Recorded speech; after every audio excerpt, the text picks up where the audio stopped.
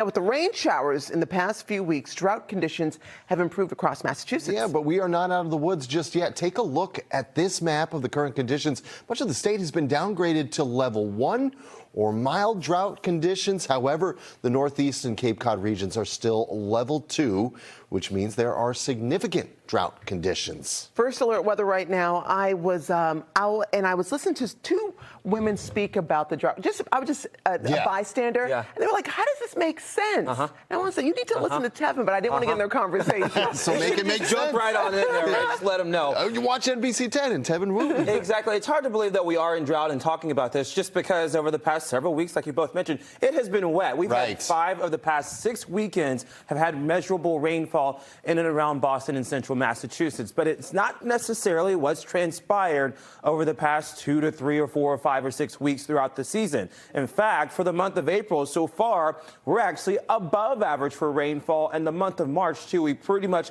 hit the mark in terms of where we should be this time of year. So let's open up the hood, go a little bit further back because our surplus is barely 1/4 of an inch. So we know the issue has not been spring of this year. And even winter, too, we were right on the money for where we should be for rainfall. The issue was way back last summer and last fall when we were almost 7 inches below normal for rainfall. So that is ultimately what led us to get towards the winter months and the early spring months where things were still okay. But this was a huge issue, which is why we were really in drought all last fall. If you think back to the numerous days of the red flag warnings that we had in the fire weather, that was also an issue, too. I actually posted a TikTok and an Instagram reel just yesterday on this very topic, and I related it to sort of an accountant and how you could have a compounding interest loan and how you have to pay back that interest over time. And we're sort of paying back that interest over time as well. So if you want to see that, you can visit Instagram.com/Tevin Wooten to learn more, and TikTok, of course, too. Now, the next couple of days,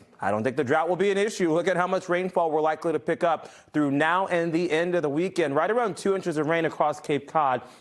I think closer towards an inch for the Boston Metro. This will sort of open the tap or open the flow to rounds of rain through Friday, Saturday, and Sunday. All 3 days are likely going to have rainfall. Not today, though. It's high pressure that keeps us protected today with drier skies. There's a weakening area of low pressure tomorrow morning that isn't just rain. This actually has some wintry mix with it. The chance of snow across the upper elevations of the Green and White Mountains. And then we'll likely see this area of low pressure come in for the weekend. It's just round 1 of a second system that's also near. Now, Monday morning, we're drying out and warmer weather is back on tap for Monday and Tuesday with highs right around 60 to 65 degrees. 30 degrees is where we're at in Beverly right now, 35 in Boston. Our highs this afternoon are in the upper 40s to maybe even mid-50s through Metro West, Franklin at about 54.